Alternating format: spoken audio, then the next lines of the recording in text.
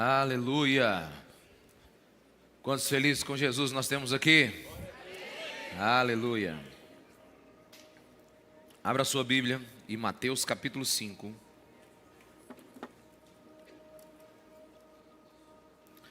Versículos 13 a 16. Continuamos no Sermão da Montanha. E vamos orar por graça do nosso Senhor para continuar falando conosco. Hoje, enquanto nós estávamos adorando agora, uma frase saltou aos meus ouvidos enquanto nós adoramos. Ele não é mais um bebê na manjedoura, nem um homem pregado numa cruz. Ele ressuscitou e não ficará no céu para sempre. Você tem noção do que você acabou de cantar? Nosso Jesus é um homem, e não só um homem, ele é o Rei da Glória. E ele pode estar selando o seu cavalo a qualquer momento para vir nos buscar. Você tem percepção do peso dessa palavra? Você consegue entender o nível de atenção, de temor, de fé que a igreja precisa estar nesse tempo? Você tem entendimento do momento em que nós estamos vivendo? Pode ser os nossos últimos dias na terra. Por isso que vivemos o dia como se fosse o último. John Wesley dizia que todo homem precisa estar pronto para 3 coisas: para orar, pregar e para morrer. Então nós precisamos ter entendimento do que Jesus tem para nós nesse tempo. Às vezes nós estamos no culto, mas nós não aterrissamos dentro do contexto que nós estamos vivendo nos últimos dias. É bíblico que o mundo vai piorar, mas é bíblico que a igreja será batizada com um poder como nunca antes visto, com uma presença como nunca antes vista. O que os anjos estão vendo que a gente não viu? O que tem ainda em Deus que eu ainda não experimentei? É necessário você abrir os seus olhos espirituais, ou orar: Espírito Santo, abre os nossos olhos espirituais. Eu me espanto toda vez que eu abro a palavra de Deus. E toda vez que eu canto canções como essa, meu coração se enche de temor. Porque eu não vivo para mim mesmo. Eu não sou um animal que tem um ciclo. Eu sou um ser humano que tem um propósito, um chamado. E eu estarei diante de Deus um dia. É necessário termos esse peso de responsabilidade quando estamos cultuando ao Senhor. Aleluia. Com esse espírito, vamos à sua palavra. Nós estudamos as 8 bem-aventuranças. E a pergunta que é feita quando você estuda essas 8 bem-aventuranças é: que influência esse tipo de gente pobre de espírito, mansa, misericordiosa, que choram, que são pacíficos, que têm fome de justiça, podem fazer neste mundo? No mundo onde há violência, no mundo onde elas podem ser engolidas pela astúcia desse mundo, no mundo onde parece que não é o suficiente o que Jesus disse para nós sermos para mudá-los. Que tipo de gente é esse? Qual é o poder que esse tipo de gente tem? Gente parecida com Jesus. Gente que escolheu matar a si mesmo, morrer para si mesmo e deixar Cristo ser evidente, ser visto através da sua vida. Que influência esse tipo de gente tem? Jesus responde. Mateus 5,13. Vocês são o sal da terra. Mas se o sal perder o seu sabor, como restaurá-lo? Não servirá para nada, exceto para ser jogado fora e pisado pelos homens. Vocês são a luz do mundo. Não se pode esconder uma cidade construída sobre um monte. E também ninguém acende uma candeia e a coloca debaixo de uma vasilha. Ao contrário, coloca no lugar apropriado e assim ilumina todos que estão na casa. Assim, brilhe a luz de vocês diante dos homens, para que vejam suas boas obras e glorifiquem ao Pai de vocês que está nos céus. Eu não sei se você está compreendendo as palavras de Jesus aqui, mas Jesus diz que a igreja, o cristão, é o sal e a luz do mundo. Ou seja, a gente parou de falar agora das bênçãos de ser cristão e agora começamos a falar da responsabilidade de sermos cristãos. Os versículos que lemos é uma declaração da nossa vocação. E se você perceber, a mesma igreja que é perseguida pelo mundo nos versículos 10 a 12, agora é chamada a servir ao mundo nos versículos 13 a 16. Do mesmo jeito que nós somos perseguidos porque somos bem-aventurados, Jesus está nos dizendo agora que os bem-aventurados são aqueles que são chamados a mudarem esse mundo. As bem-aventuranças é o caráter do cristão. O nosso Senhor até agora estava delineando um cristão como ele realmente é. E agora ele vai começar a ensinar como esse cristão vai manifestar a sua natureza nesse mundo. As bem-aventuranças é a identidade. Ser sal e luz é o testemunho. Quantos me entendem? Diga amém. Vocês são sal e luz deste mundo. Vocês são. E assim, eu acho que nós estamos no tempo que o óbvio precisa ser dito, né? Tem que dizer o óbvio, né? Sal na terra. Na terra. Sal na terra. Não é sal no céu. Alguém aqui, meus irmãos? Sal aqui, agora. O único momento que você tem para testemunhar da obra de Cristo é agora. Não haverá outra oportunidade para você servir a Jesus. Não há segunda chance. Não tem prorrogação.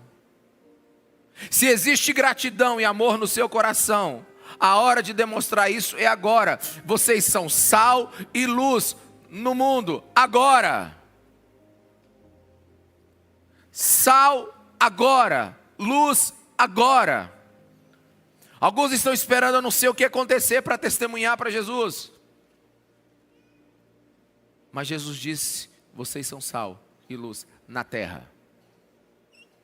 Não importa onde você estiver, não importa onde você pisar, é nossa obrigação como cristãos, sermos sal e luz. E quando ele diz que nós somos sal e luz na terra, o cristão não é alguém isolado. Ele está no mundo. É sal e terra no mundo.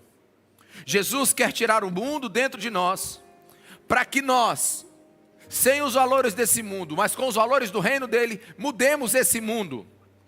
Após o nosso mundo interior ser mudado por Jesus, o cristão agora vai mudar o mundo em sua volta. Jesus nunca encorajou o isolamento, nunca desejou que os seus discípulos se retirassem do mundo. Jesus nunca desejou que nós nos tornássemos monges na montanha. Sim, precisamos nos retirar para ouvir Deus. Sim, precisamos viver Mateus 6,6, ir no nosso quarto, ir lá no secreto com Deus, ouvir Deus. Mas tudo isso é para que nós saiamos e sejamos influência nesse mundo. Hoje existe uma palavra muito em voga hoje, né? Os influencers, né? São aqueles que estão na internet, são aqueles que estão, usando os recursos sociais para trazer uma certa tendência, seja na moda, seja em qualquer outra questão política, ideológica, econômica. Pois é, os maiores influencers desse mundo precisam ser os cristãos. Portanto, é um erro. O cristão tem uma vida solitária e ainda assim buscar a espiritualidade. Quantos estão me entendendo? Diga amém. Se você é daqueles que acha que vai conhecer Deus sozinho no seu quarto, você tem uma parte da revelação de Deus. Mas você quer realmente conhecer quem Jesus Cristo é? Seja sal e luz neste mundo. Porque, preste atenção comigo, como ser humilde fora do convívio social? Sem que alguém te humilhe. Alguém aqui? Como ser generoso, recluso numa caverna, se você não pode ajudar ninguém? Como ser misericordioso, se não tem ninguém para você prestar ajuda? Como ser manso e pacífico numa vida solitária? As virtudes do Evangelho são dadas, a graça de ser parecido com Jesus é dada àqueles que querem servir esse mundo. É por isso que nós já ultrapassamos, e meus irmãos, presta atenção no que eu vou dizer, nós já ultrapassamos aquele momento que diz assim, olha, você tem que abrir sua casa para servir as pessoas, olha, você tem que ser líder de célula. Não, nós já ultrapassamos isso. Não existe outra maneira de servir a Jesus se não servir pessoas, se não for sal e luz. Qual a utilidade de um crente que não é sal e luz? Já já você vai descobrir. Jesus nunca abandonou esse mundo. A Bíblia nunca esqueceu desse mundo. Ele mesmo veio salvá-lo e deixou a igreja para demonstrar tão grande salvação.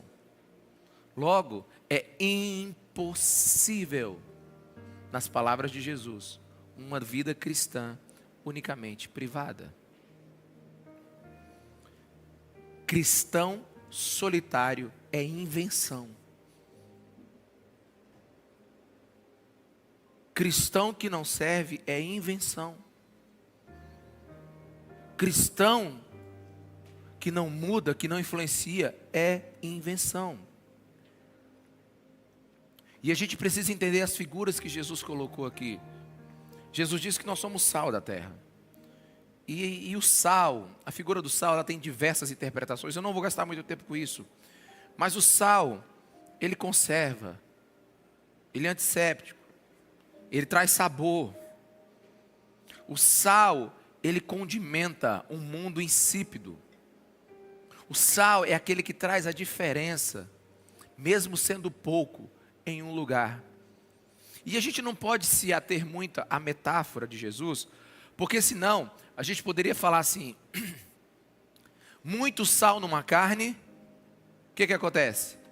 Estraga a carne. Muito sal na comida, estraga a comida. Muito crente no mundo, estraga o mundo. Não, não é bem isso que Jesus está dizendo, né? Senão depois a gente pega a figura e acaba exponenciando a figura. Não, o que Jesus está dizendo é assim, sal, 1 tonelada ou 1 grama faz a diferença. É isso que Jesus está dizendo.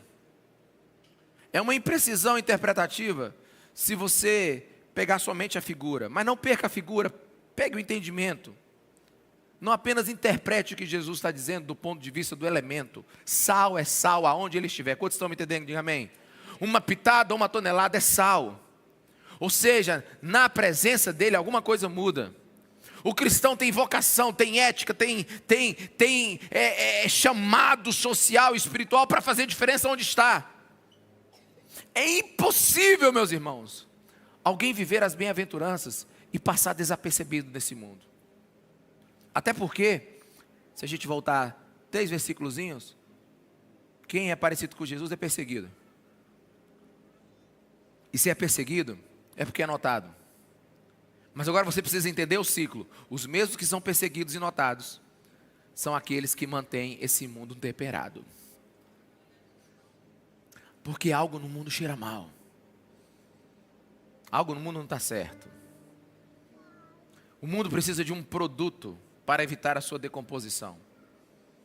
E eu não tenho tempo aqui para te traçar a história do fator igreja no mundo. Mas eu vou citar algumas coisas no transcorrer da mensagem. Você não tem ideia do que o fator igreja fez no mundo. Mensagens como de John Wesley evitou guerras entre a Inglaterra e França. Homens, por causa dos seus escritos, mudaram a sociedade. Abraham Kuyper estabeleceu leis que alteraram o seu país. Agostinho de Hipona, Algumas leis que ele legislou foram ser revogadas depois de mais de 1000 anos. Então, o cristão é aquele que evita a decomposição da sociedade. O mundo precisa de um elemento conservador para que ele venha a permanecer e não estragar completamente. O mundo tem uma ferida que ela vai supurar, que ela vai acabar com o corpo completo, se não houver uma intervenção divina através da igreja. Eis a importância de uma igreja parecida com Jesus. Eis a importância de uma igreja semelhante ao Cristo.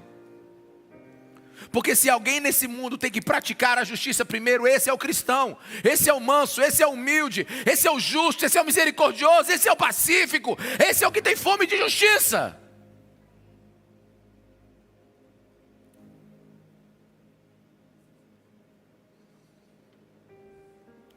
Nós somos chamados para representar o reino de Deus aonde nós estivermos. Nós precisamos entender o que Jesus está fazendo. E o sal, ele só tem efeito num ambiente exatamente oposto a ele. Vou desenhar aqui agora. A gente pensa que vai ser santo na luz. Jesus falou para você ser santo no meio dos pecadores. Alguém aqui, meus irmãos? Sabe, eu preciso já começar a mudar algumas coisas na cabeça de vocês, porque já está começando a afetar alguns cristãos aqui na igreja. Sabe, nós estamos vivendo um tempo extraordinário. Pessoal muito apaixonado por Jesus. Muito apaixonado por Jesus. E algumas pessoas falam para mim assim: pastor, eu não sei o que eu vou fazer, eu estou ficando louco, eu não sei o que eu vou fazer. Aí eu sei o que ele quer fazer. Pastor, eu quero largar tudo e vir para a igreja. Eu digo: não, você está doido, vamos ler a Bíblia.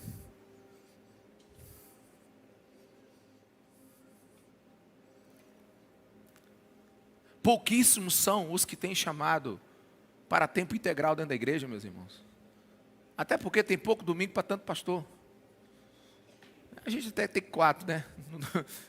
Mas deixa eu te explicar uma coisa. Deus está te mudando. O avivamento está chegando na sua vida. Sabe? Deus está de dentro para fora, tirando esse velho homem, né, em várias áreas da sua vida. Não é para te colocar dentro de um saleiro, é para você ser sal no mundo. Porque assim como o sal é diferente de toda comida, e umas pitadas podem mudar tudo, assim é um cristão na sociedade. Eu gosto muito de churrasco. Aí você pega aquela picanha maravilhosa, e quando você come, você diz: nossa, está faltando algo. Aí você joga aquela flor de sal por cima e muda completamente. O pouco que você coloca dá sabor, muda tudo. Por isso há diferenças claras entre o cristão e o que não é cristão. Tem alguém me ouvindo aqui, meus irmãos? Precisa haver diferenças claras entre o que não é cristão e o que é cristão. Muitos defendem que os evangélicos devem ser sal, atuando em muitas áreas. Entenda o que eu quero lhe dizer. Muitos defendem atuações na área da política, da economia, da mídia, da educação. E tudo isso é muito, muito digno. Eu não desaprovo esse ativismo nessas áreas. Mas existe uma outra prioridade. Antes de fazermos esses ativismos nessas áreas, precisamos checar, certificar se somos sal para isso.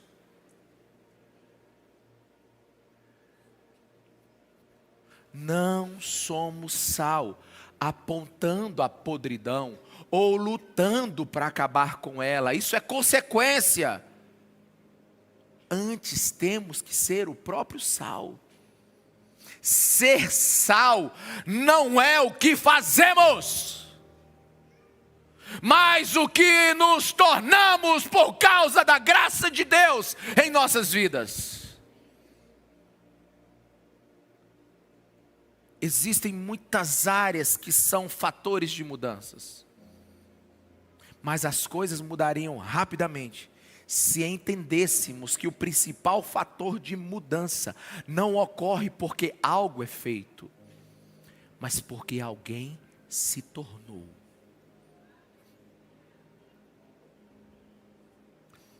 Até porque o efeito do sal é silencioso.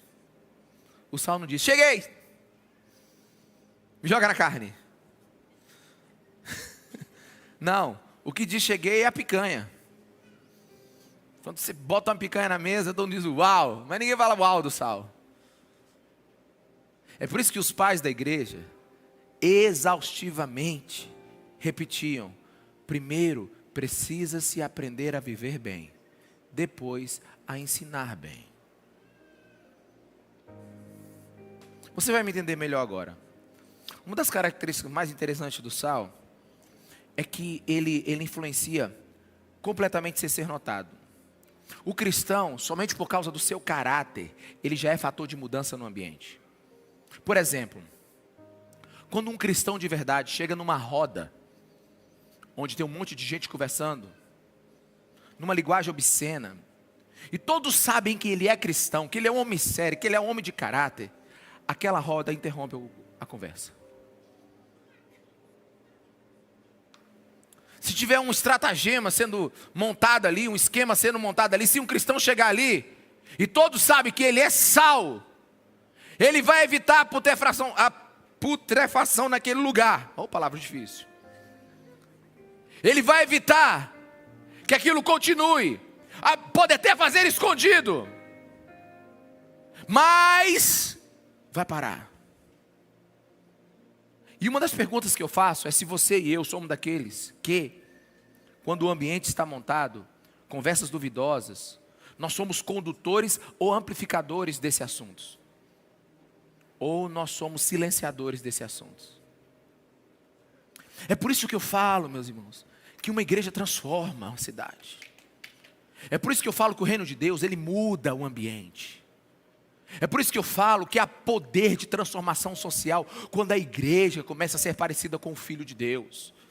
É por isso que eu falo que quando Cristo é o centro e a graça dele vem sobre nós, e nós começamos a nos tornar parecidos com eles, a sociedade, além de nos perseguir, ela vai ter que sofrer um ato que ela não tem como escapar. Ela vai ser danificada pelo sal da igreja. Ela vai ser tocada pelo sal da igreja.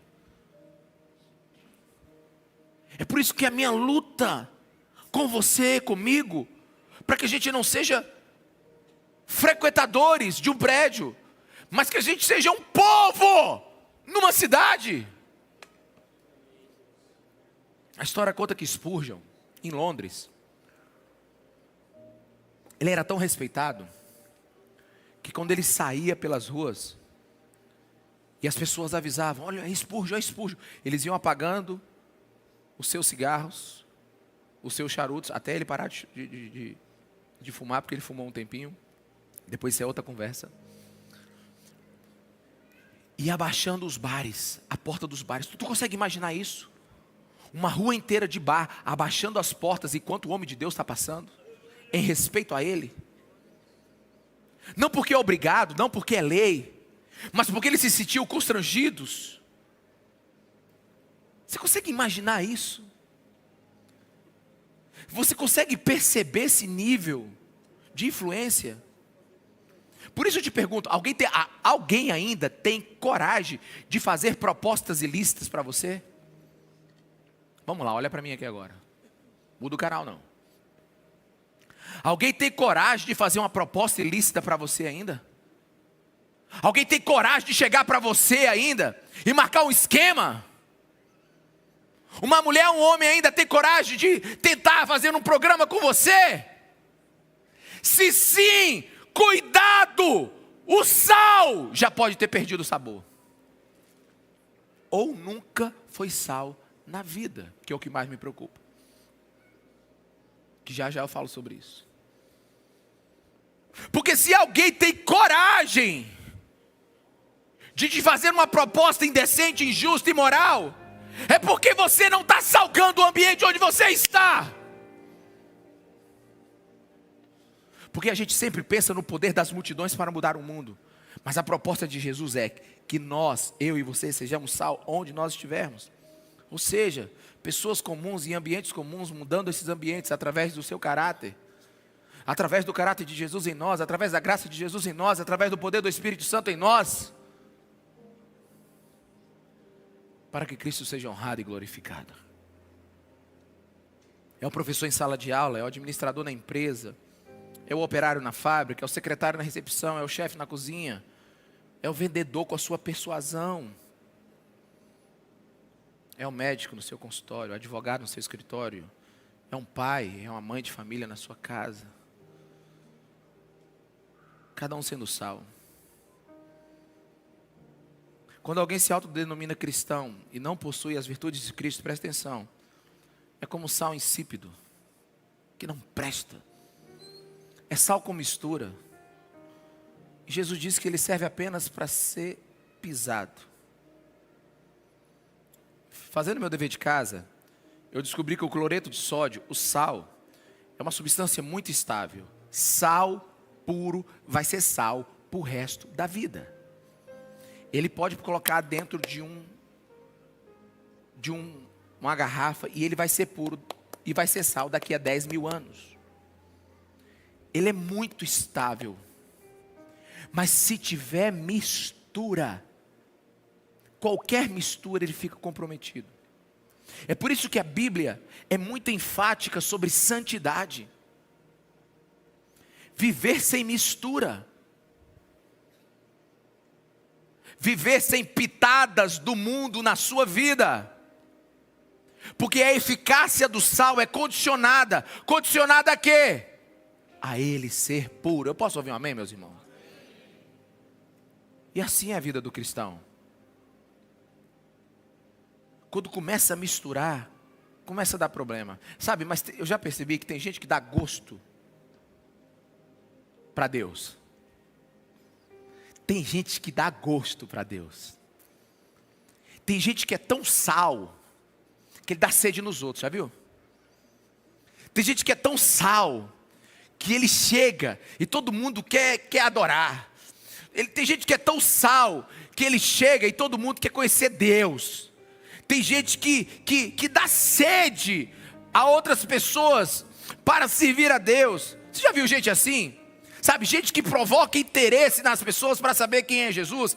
Essa pessoa é tão sal que onde ela vai, as pessoas, meu Deus, que homem diferente, que mulher diferente. Tem gente que dá gosto para Deus. Mas por outro lado, tem gente que é bom para nada. Porque o sal que não salga, ele não serve para nada. Aí vai um bom conselho para você. Eu vou te dar um bom conselho. Eu acho que esse conselho eu ouvi de algum dos caras grandes aí que eu já li. Não sei se foi Calvino, Agostinho. Não sei se foi. Ouvi ele em algum lugar, li ele em algum lugar. Antes de ser bom em alguma coisa, aprenda a ser um bom sal na terra. Porque você pode ser bom em qualquer coisa, mas se você não for sal, para Jesus você não presta para nada. Já pensou nisso? Você é inútil para Jesus?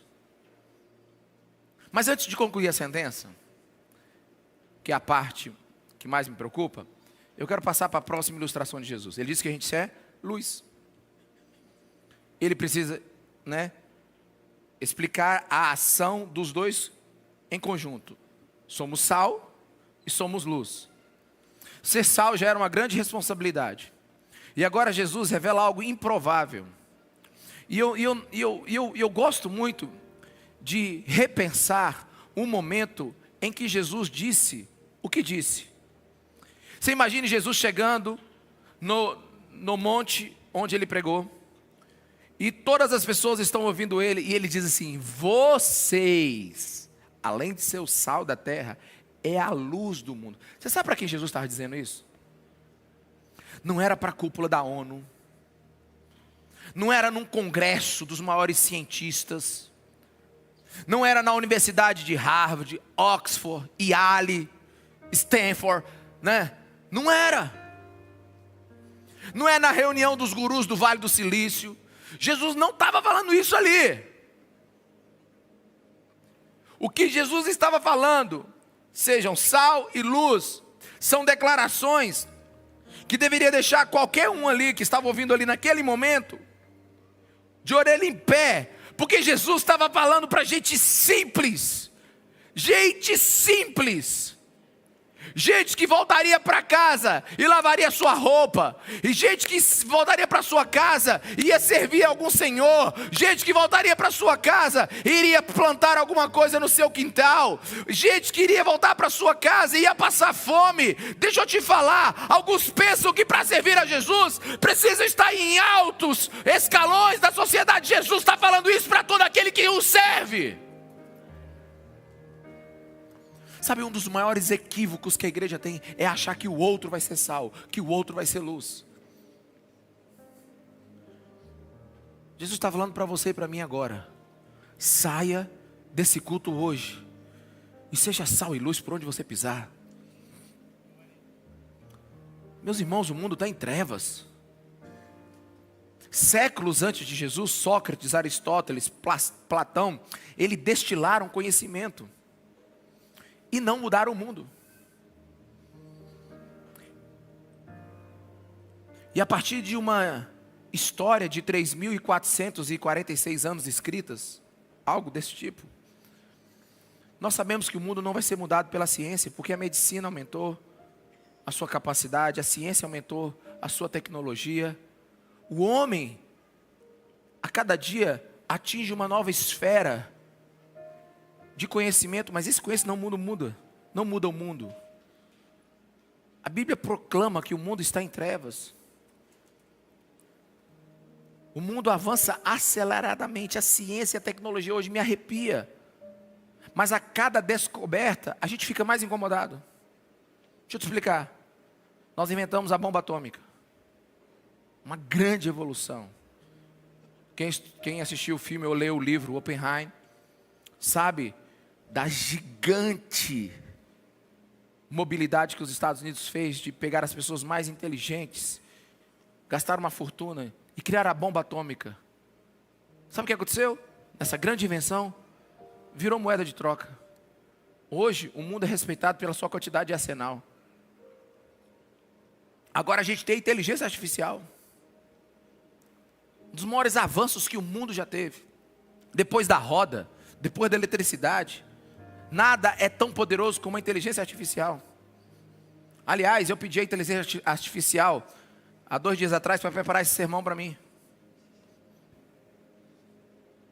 Cheguei para ela e disse assim: eu quero pregar para a igreja durante 50 minutos. Mateus capítulo 5, sobre sal e luz. Em tópicos de forma cristocêntrica, vírgula, conservadora, vírgula, reformada, vírgula, carismática, ponto. Pra você ver, ela acertou 80%. É um negócio tão perigoso, porque à medida que a inteligência artificial fica inteligente, ela emburrece o homem, porque você não tem mais vontade de ler. Eu li pelo menos umas 1000 páginas sobre o Sermão da Montanha nos últimos meses. É gostoso você descobrir e você aprender, mas deixa eu te falar, sabe o que todo mundo está com medo agora? Está com medo desse troço agora dominar o mundo. Está com medo agora de a gente virar um exterminador e vir extinguir a humanidade. Por quê? Porque tudo que o homem faz, por mais lindo que seja, no final volta-se contra ele. Por quê? Porque o mundo está em trevas. Existem pessoas absurdamente dotadas de conhecimento, mas o conhecimento delas está em trevas. Tem gente que é tão inteligente, que é capaz de fazer uma bomba atômica e não manter a sua família. Lê a vida de Oppenheimer. Alguém aqui, meus irmãos? Alguém aqui? Tem gente que manda foguete para o espaço, que desce de ré, e não é capaz de criar o seu filho.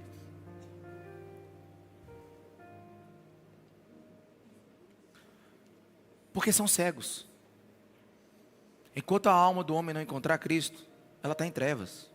E eu vou falar bem devagar agora.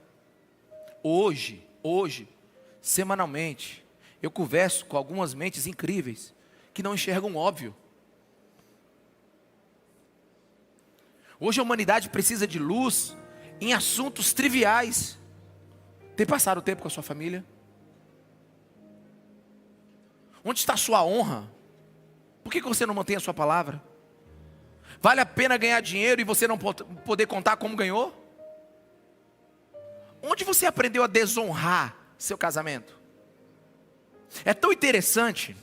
Faça isso um dia, numa mesa de negócios, num café, onde as pessoas estão conversando sobre as coisas mais altas, sobre os grandes contratos, sobre as grandes evoluções do mundo, sabe, tipo de gente inteligente. Aí tu tá ali meio que boiando. Aí tu mete uma assim: como é que está a sua vida com a sua esposa, com seus filhos? Você brincou com eles esses dias na sua piscina de 50 mil reais? Você usou esse contrato que você... Gente, eu fiz isso num lugar. Foi a coisa mais interessante do mundo, Marcão. Nós estávamos falando assim, tipo assim, sobre conquistar Marte. E eu meti uma: quanto tempo você passa com seu filho por semana? Meus irmãos, sabe quando assim o conhecimento não vale mais nada? Que tudo que você fala não tem mais sentido? Você honra o seu casamento, você é casado com a esposa que você... A primeira, porque ele fala a primeira, né? Porque senão vão vir na confusão. Com a primeira que você escolheu. Meus irmãos, louvado seja Jesus por causa da sua palavra. Que Ele nos mantém no foco. E nos mantém sendo luz, porque é graças ao Evangelho de Jesus Cristo. Sabe, Jesus não está atrás de gente eloquente, profunda. Jesus está atrás de gente que brilha. Pai, o cristão, ele pode não saber sobre literatura clássica e sobre os filósofos. Bom seria, mas ele pode não saber. Ele pode não compreender os avanços da AI, da inteligência artificial, né? Da IA. Mas, se ele for luz do mundo, é tudo o que é prioridade para Jesus. Porque Jesus está atrás de gente versada no conhecimento de Deus. Jesus está atrás de gente versada em experiências com o Espírito Santo. Muitos desconhecem o que o cristianismo já fez pelo mundo. Sabe, você sabia que foi o cristianismo, os iluminados por Deus, que criaram a assistência médica pública, o hospital? Alguém sabia disso? Você sabia que foi o cristão que criou os direitos dos trabalhadores, o controle ao comércio de bebidas alcoólicas, a abolição da escravatura e o trabalho infantil? Você acredita que foi o cristão? Foi o cristão que criou orfanatos. Foi ideia de cristãos a universidade. Harvard foi criada por um pastor. A gente não tem ideia do fator cristianismo no mundo, do fator luz e sal do cristianismo no mundo. Existe um livro que diz assim: se não fosse o cristianismo, onde o mundo estaria? A conclusão do livro é: no tempo das trevas. O cristianismo é luz do mundo e as pessoas não sabem disso. As pessoas hoje pedem os seus direitos, as pessoas hoje querem viver alguns valores, e aí eles atacam a igreja, mas não sabem que vieram da luz e do sal do mundo.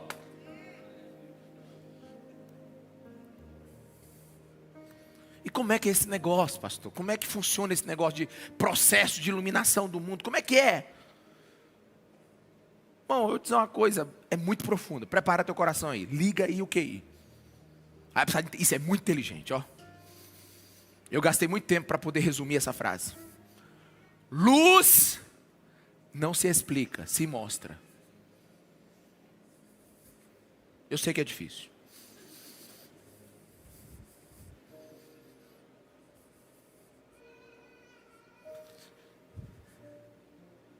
Para de tentar ser um cristão que explica tudo.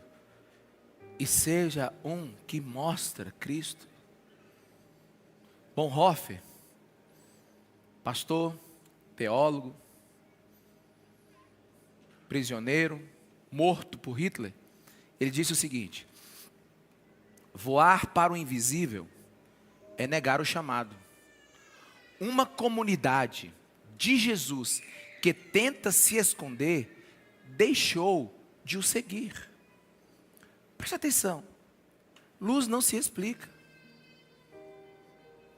Ela só aparece e muda o ambiente. Por isso que Jesus disse que vocês devem ser sal e luz.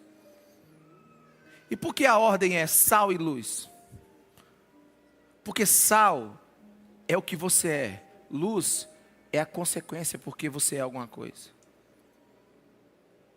Jesus aqui está nos trazendo o verdadeiro diagnóstico de quem é um cristão. Cristão, primeiramente, presta atenção, meus irmãos, por favor, quebra um paradigma dentro de você. Cristão não faz algo extraordinário. Cristão tem algo extraordinário dentro dele.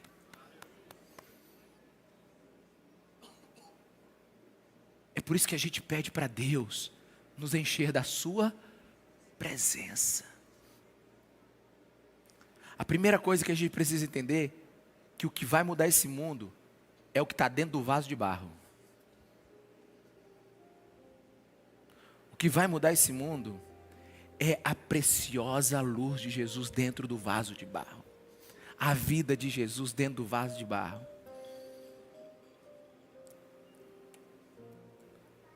Jesus não vai se impressionar com a nossa erudição. Jesus não vai se impressionar com a nossa capacidade, com o nosso dom. Não vai não. Porque o que vai mudar esse mundo não é discurso.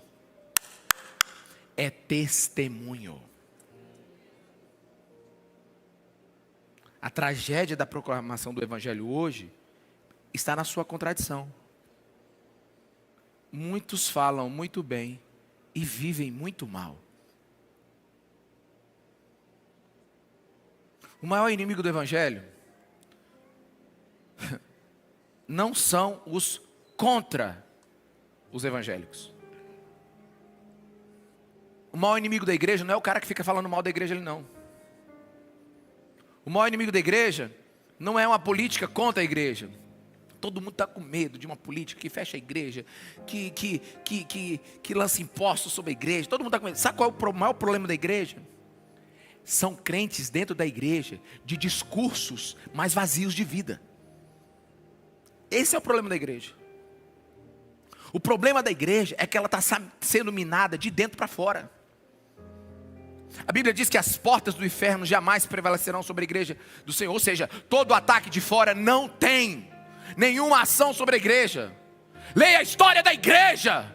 Leia a história da igreja.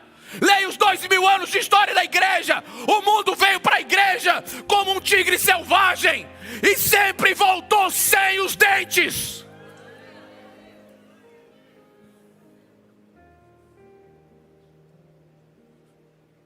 Mas não, a igreja nunca foi tão fraca, porque ela é fraca dentro dela.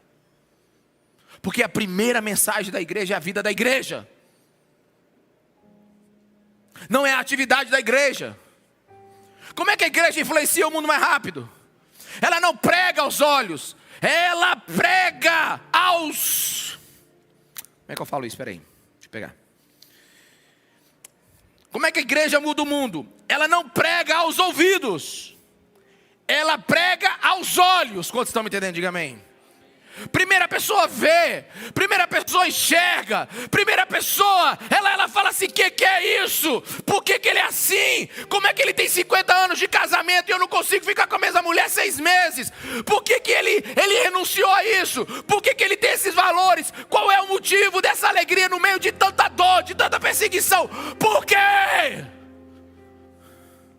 Aí o cara fala assim, é Jesus. Aí o cara pira o cabeção. Mas aí veio o circunciso, que tem uma vida terrível, duas caras. Como é que é aquele irmão que sempre fala mal do outro, que conta a história? Como é que é o nome dele? Tu sabe? Como é que é o nome daquele irmão que entrega o outro? O cagueta. Sempre tem um cristão cagueta, o que entrega a identidade da igreja, o que acaba com a igreja.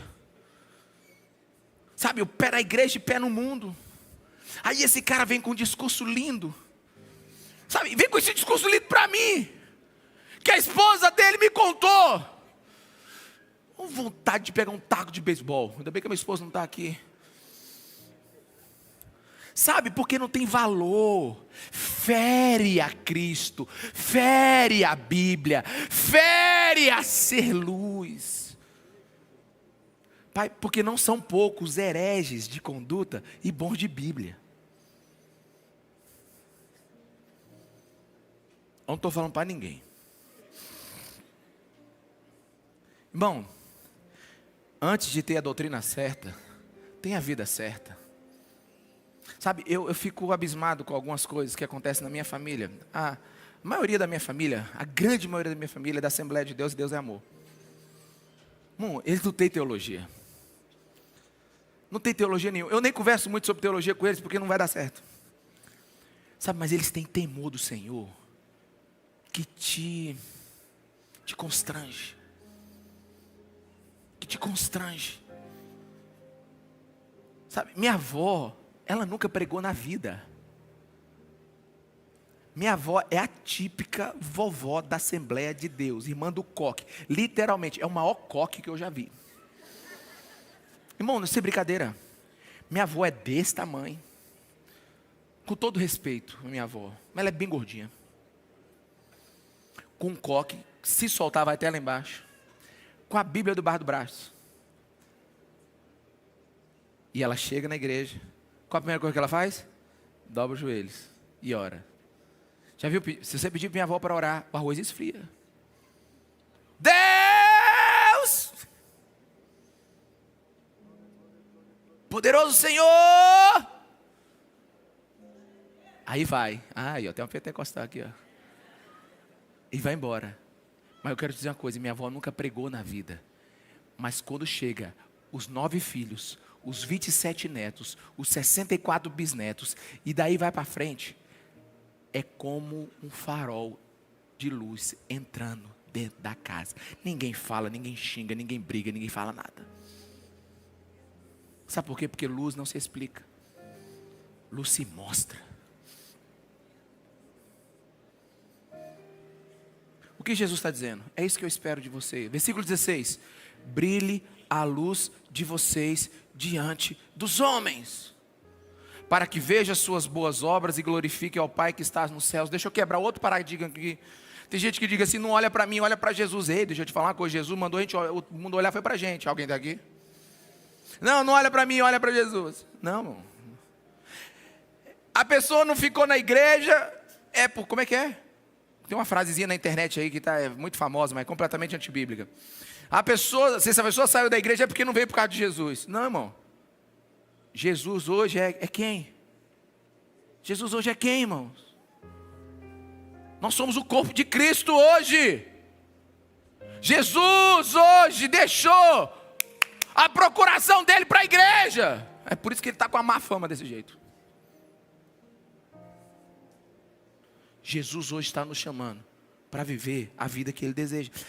Brilhe a luz de vocês diante dos homens, para que vejam as boas obras. O que é luz? Luz é boas obras. Luz é boas obras. Luz é agir corretamente. Luz é praticar a justiça. E qual a utilidade do sal que não tempera e da luz que não acende? Eu vou ler na versão A Mensagem, para você entender. Para você não dizer assim, nossa, ficou subentendido. Não, vou te ler para você. Permitam-me dizer, porque vocês estão aqui. Vocês estão aqui para ser sal que traz o sabor divino à terra. Se perder a capacidade de salgar, como as pessoas poderão sentir o tempero da vida dedicada a Deus? Vocês não terão mais utilidade e acabarão no lixo. É Jesus falando para a sua igreja. Há uma outra maneira de dizer a mesma coisa. Vocês estão aqui para ser luz, para trazer as cores de Deus no mundo. Deus não é um segredo a ser guardado. Vamos torná-lo público, tão público quanto uma cidade num plano elevado. Se faço de vocês portadores da luz, não pense que é para escondê-los debaixo de um balde virado. Quero posicioná-los onde todos possam vê-lo. Agora estão no alto do morro, onde todos conseguem enxergá-lo. Tratem de brilhar. Mantenham sua casa aberta. Que a generosidade seja a marca da vida de vocês, mostrando-se acessível aos outros. Vocês motivarão as pessoas a se aproximarem de Deus, o generoso Pai do céu. Ou seja, de verdade, irmão, olha para mim aqui agora. O cristão de verdade, ele jamais pode ficar oculto. Jamais um cristão de verdade, ele fica oculto. Porque Jesus disse, é como você acender uma vela e colocar ela debaixo de um balde. Tipo assim, eu vou incendiar alguém e vou guardar ele no cantinho. Não existe! Não existe! Eu vou fazer alguém sal que não salga. Não existe. Perdeu a utilidade. Perdeu o propósito. Eu andei pensando numa coisa. Tem gente que reclama da carne que apodreceu. E tem gente que reclama da escuridão que o mundo está. Deixa eu te falar uma coisa. Tem muita gente, tem muito cristão que estão reclamando. Já viu como é que está? A sociedade está toda estragada. Os cristãos são os primeiros a reclamar. Quando a escuridão chega, quando a podridão chega, nós somos os primeiros a reclamar. Mas a grande questão aqui, e a grande pergunta a ser feita não é como a carne estragou, ou como tudo ficou escuro. É onde está o sal, e onde estava a luz, antes disso acontecer. Antes de você perguntar, eu respondo. Antes de você perguntar, eu respondo. Como é que a Imperatriz ficou do jeito que está?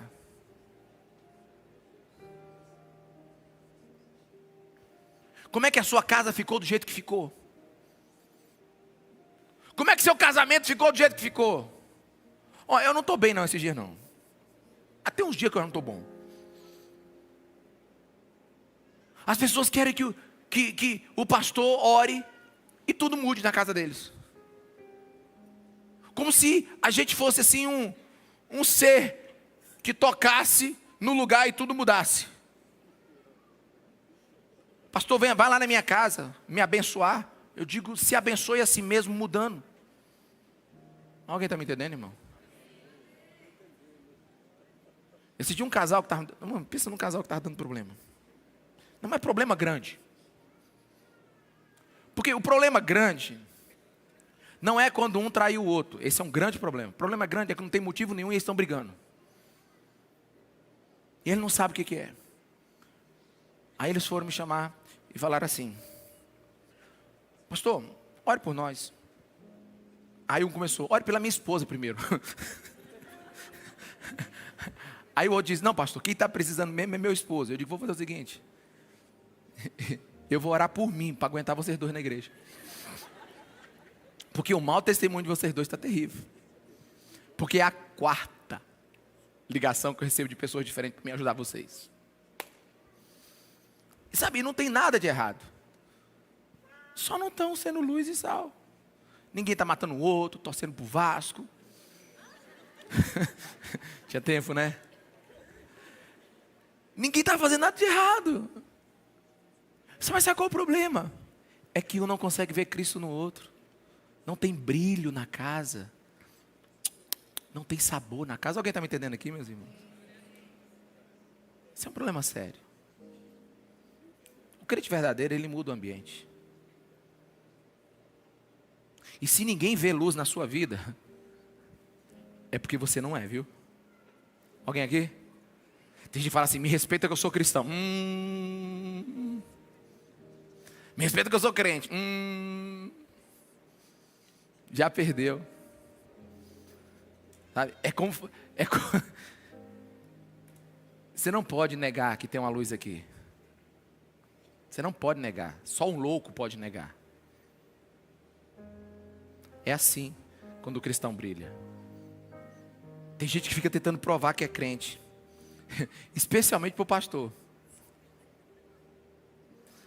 Não existe cristão meia luz. e nem cristão meio sal. E deixa eu te falar um motivo para você brilhar. É para que Jesus Cristo seja glorificado, não é para você. A Bíblia diz, para que vendo as obras que você faz, o Pai do céu seja glorificado. Nosso maior tesouro é levantar a fama de Jesus nessa terra. Nosso maior tesouro é que Ele seja abençoado através das nossas vidas. Bendiz a minha alma ao Senhor. Bendiz a minha alma ao seu santo nome. Fale bem do seu Deus. Viva bem para Ele. É por isso que os grandes avivalistas desse mundo, eles trouxeram uma resposta simples e conclusiva para nós.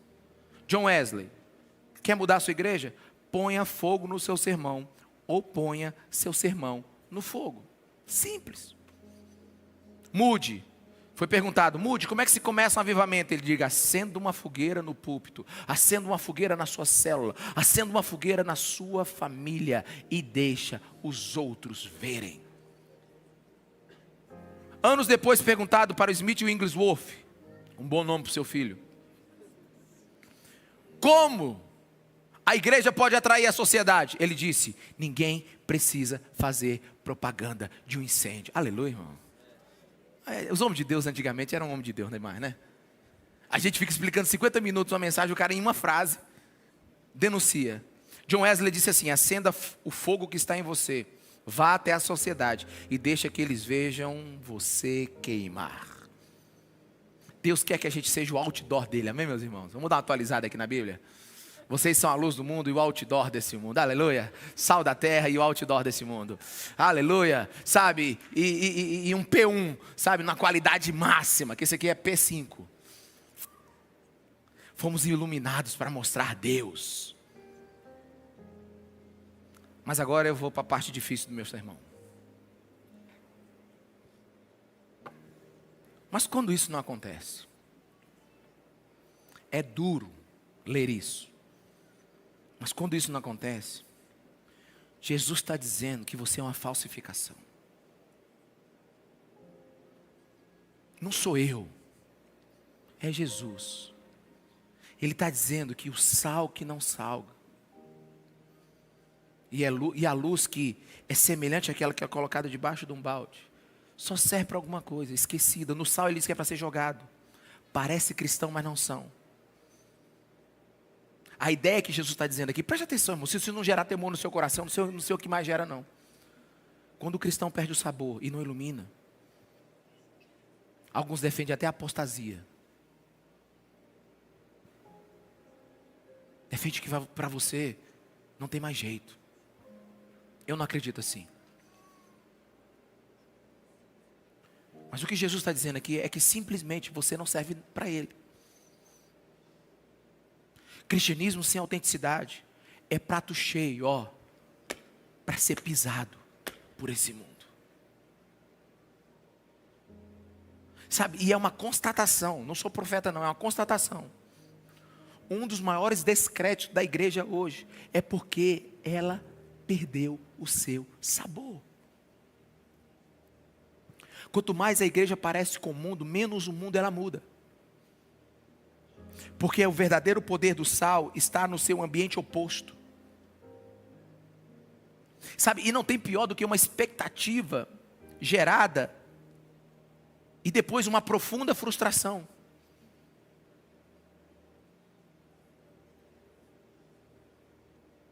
Eu tenho receios de algumas coisas aqui na igreja. É bom você pregar na sua igreja que você pode dizer o que você quiser, né?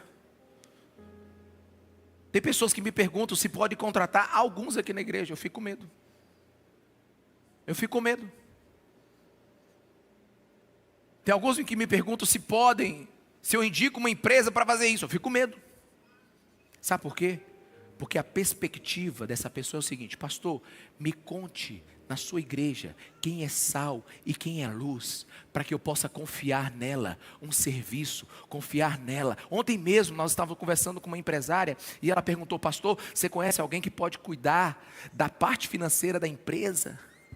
Eu falei, Aí eu pensei no tamanho da empresa e eu falei, ela vai fazer o quê? Tudo. Tudo. vai pagar, vai ter acesso. Pastor, eu preciso de alguém que realmente governe as finanças da nossa empresa. Aí eu falei, eu vou orar. Sabe por quê? Porque a pior coisa é quando você diz que alguém é sal e luz e ele frustra. Alguém está aqui, meus irmãos? É o que o mundo espera do cristão. É o que o mundo espera do cristão. A gente diz que Jesus mudou a nossa vida. A gente diz que Jesus mudou o nosso caráter. A gente diz que a gente é cheio do Espírito Santo. A gente diz que a gente é crente de verdade. A gente diz que é uma nova criatura. Ou seja, a gente provoca o mundo dizendo, nós somos diferentes.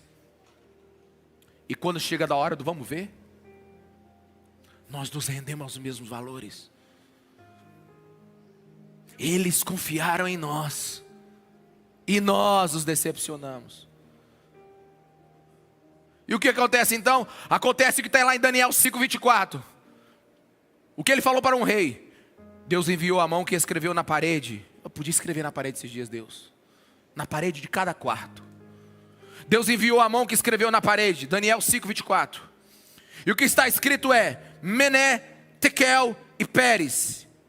E este é o significado dessas palavras. Daniel começa a traduzir para o rei Beltesazar. Tekel, você foi pesado na balança e está em falta. Pérez, seu reino foi dividido e entregue aos medos e persas. Aquele rei foi medido pesado e foi encontrado em falta. A igreja hoje está sendo medida e pesada e está sendo encontrada em falta.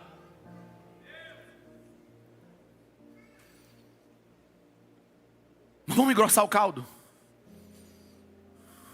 Não existe graus de salvação e não existe graus de perdição. Ou você é salvo, ou você é perdido. Ou você é sal, ou você não é sal. E no fim você sabe. No fim você sabe que sabe. Sabe, aí tem alguns aqui na igreja. Pronto, o efeito do remédio passou. Tem uns aqui na igreja que chega e diz assim: é Deus que vai me julgar, pastor. O senhor fica falando essas coisas aí, é Deus que vai me julgar. E isso não te assusta. E isso não te assusta. É Deus que vai me julgar. Eu morro de medo dessa frase. Eu preferia que um juiz me julgasse, que um homem me julgasse. Pastor, pode deixar que é Deus que vai me julgar. Meu irmão, deixa eu ler o último texto para você. Apóstolo Paulo chegou para a igreja de Éfeso, capítulo 5, versículo 8, e diz assim: porque outrora vocês eram trevas, mas agora são luz do mundo. Vivam como os filhos da luz. Deixa esse texto aqui para mim, não tira. Diga antes, trevas, agora, luz. Você só precisa entender essas duas coisas desse texto. Antes, trevas, agora, luz. A questão é se você é agora. Porque trevas todo mundo era.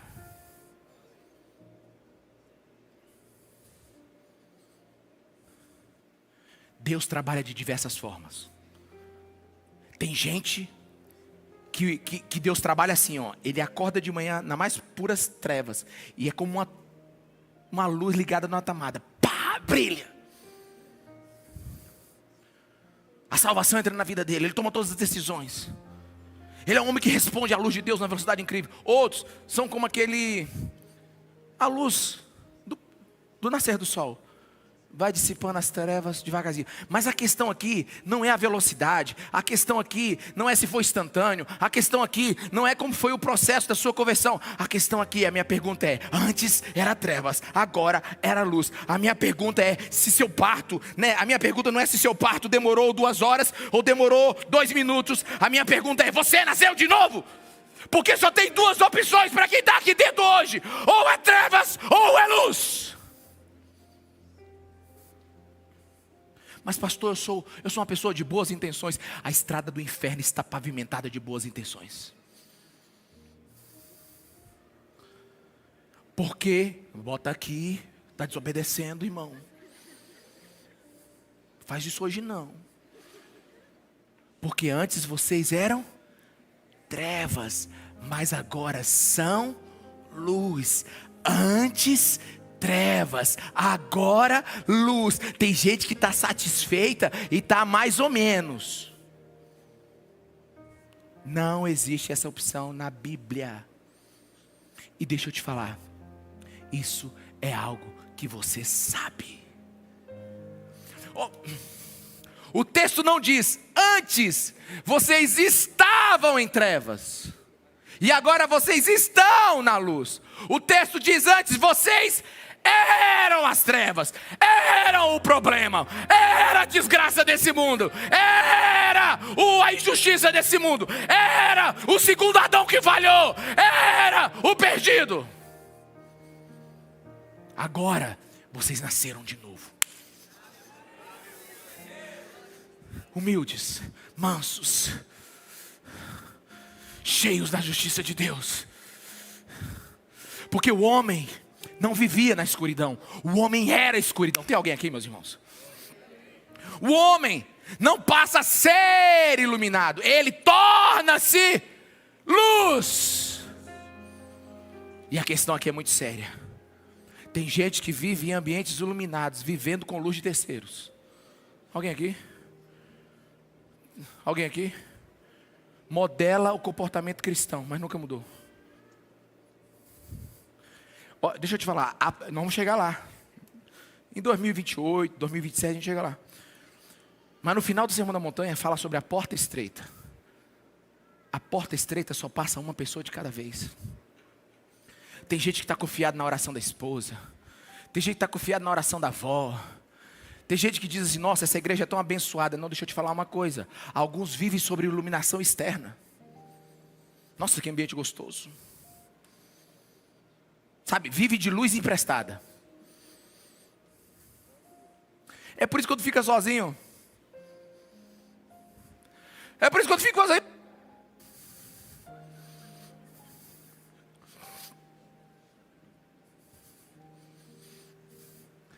É só o cara ficar sozinho. Viaja sozinho, faz besteira. Fica sozinho em casa, faz besteira. Por quê? Porque vive de luz emprestada.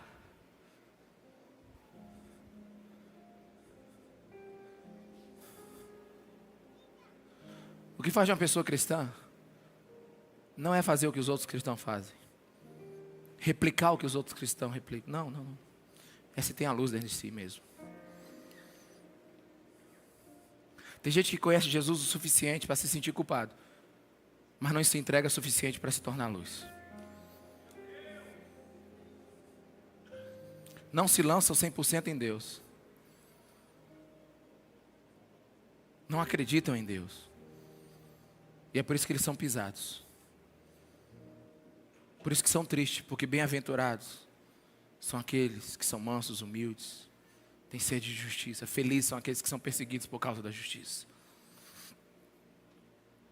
Sabe, são pessoas que estão estragadas. Tentam viver o pior dos mundos, que são dois mundos. Um pouco de cada mundo. E o resultado é um fracasso incrível. Fique em pé no seu lugar.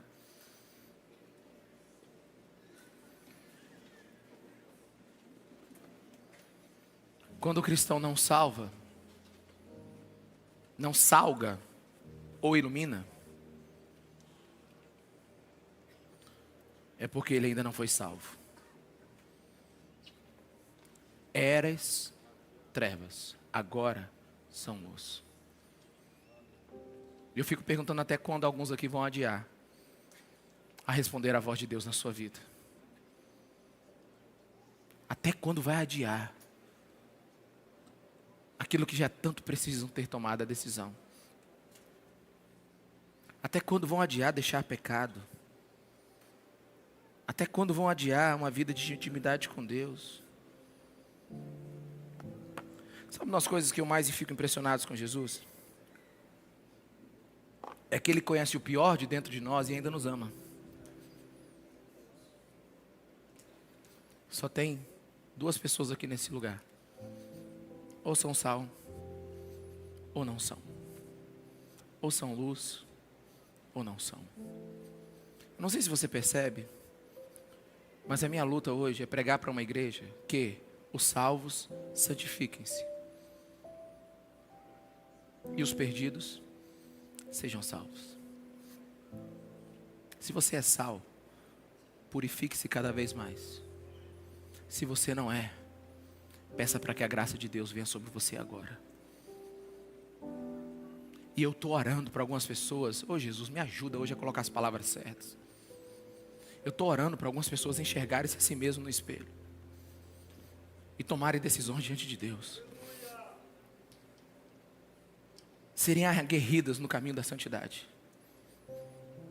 Por isso, se tem alguém aqui nesse lugar que precisa, que necessita, que está perdido. Um dia uma pessoa falou assim: pastor, você está complicando cada dia mais o seu apelo. Eu digo: eu vou complicar é muito. Porque nós precisamos de verdadeiras conversões no nosso meio. Se você é daqueles que hoje precisa receber Cristo, a luz do mundo, aquela que foi rejeitada, como diz o Evangelho de João, porque homens preferiram as trevas do que Ele. Se você hoje é daquelas pessoas, não se sinta envergonhado. Mas se você precisa tomar essa decisão diante de Jesus hoje, você sabe que precisa se tornar luz. Era treva, mas agora é luz. Eu queria que você levantasse a sua mão, que eu quero orar por você. Tem alguém? Vamos, tenha coragem. Tem alguém? Eu sei que é difícil. Aleluia. Aleluia. Eras trevas, agora é luz.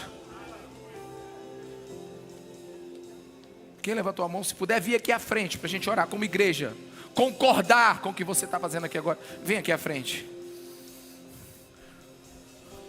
Sai do seu lugar hoje. Pastor, mas eu sou líder de célula. Mas desde quando líder de célula entra no céu? Pastor, eu sou pastor. Desde quando pastor entra para o céu? Só entra quem é luz. Só entra quem foi lavado e remido pelo sangue de Jesus. Aliás, John Wesley teve um sonho uma vez e disse, ele sonhou com o inferno e disse assim, sonhou com o céu e disse assim: tem metodista aqui? O pessoal, não, dele sonhou com o inferno primeiro. Tem metodista aqui? O pessoal diz: tem. Tem batista que ele diz: tem. Tem católica que ele diz: também tem. Aí ele sonhou na outra noite e sonhou com o céu, perguntou: tem metodista que tem? Não. Tem batista que tem? Não. Tem católica que tem? Não. O que tem aqui então? Só tem aqueles que foram lavados e remidos pelo sangue de Jesus Cristo. Se você está na onda da esperança, você está arrebentado, viu? Mas se Jesus Cristo te salvou hoje, sai do seu lugar que eu quero orar por você. Se você quer receber Jesus Cristo como seu Senhor e Salvador hoje, sai do seu lugar, enfrenta, vamos, irmão. Não é possível que nessa multidão aqui só tenha crente. Vamos, sai do seu lugar, venha. Não é possível, porque eu enganei Deus até os 30 anos, não é possível.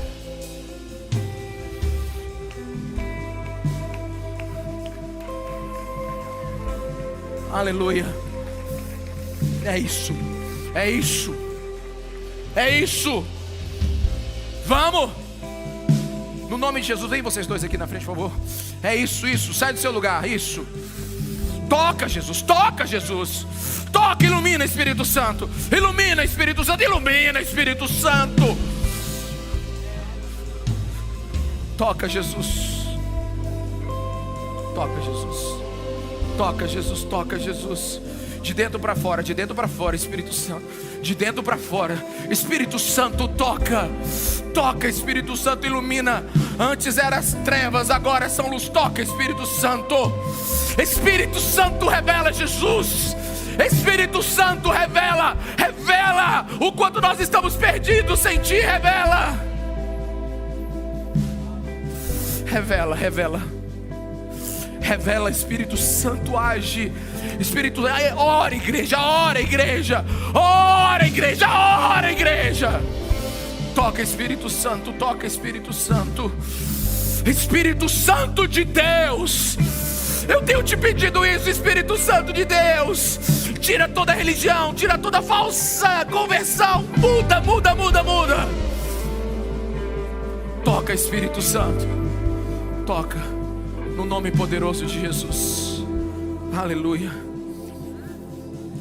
Aleluia. A segunda coisa que eu oro aqui agora, Deus, esses que estão deixando, Senhor, o sal ser misturado com muitas outras coisas, ou seja, aqueles que não estão vivendo em santidade. Jesus, toca agora. Toca no meu irmão, toca na minha irmã.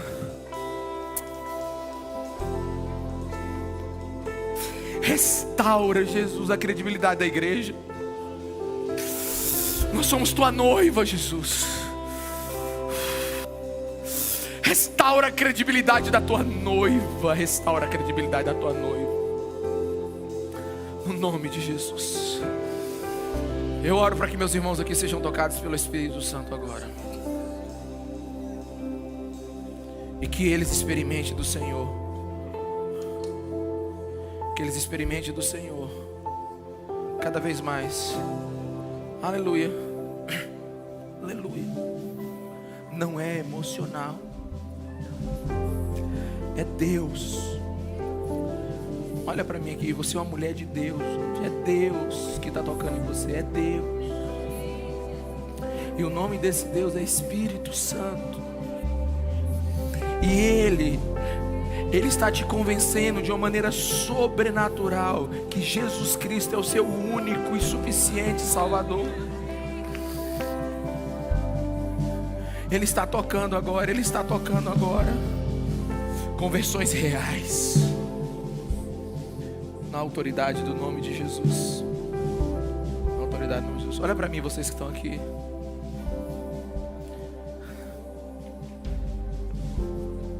O maior milagre que existe é o milagre da salvação.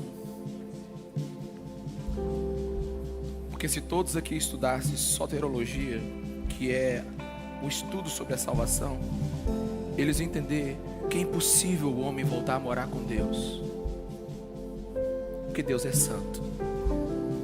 Mas a gente volta a morar com Deus porque Jesus Cristo foi lá no tribunal de Deus e pagou a dívida do nosso pecado. E quando Deus nos aceita no céu, o diabo vem falar, ele não.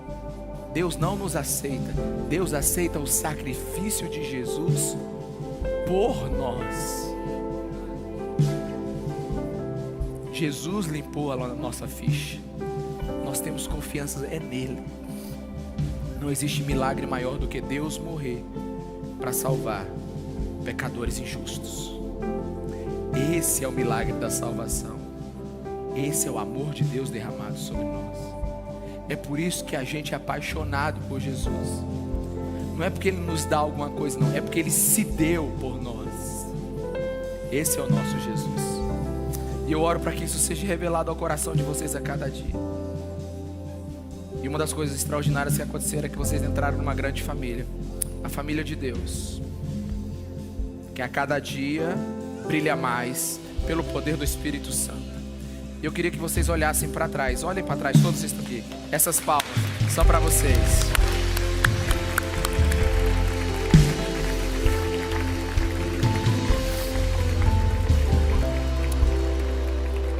Aleluia. Quantos entenderam essa mensagem hoje? Quantos entenderam? Aqui, ó, aqui e aqui. Pois a gente tem muito trabalho essa semana. Alguém está me entendendo? Ah, tem muito trabalho essa semana.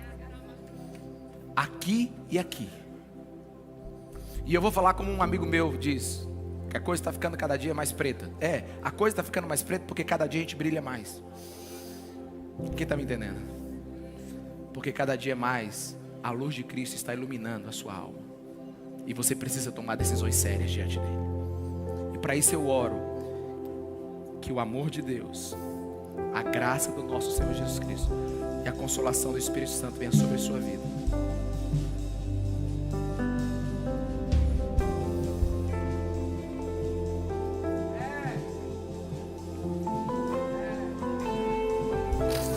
E que o Espírito Santo te fortaleça para tomar as decisões que você precisa tomar nesse tempo. Porque nós não viveremos um fake avivamento. Nós não viveremos uma igreja cheia de desconvertidos ou de não salvos. nós viveremos a noiva de Cristo, que busca santidade para a glória dele.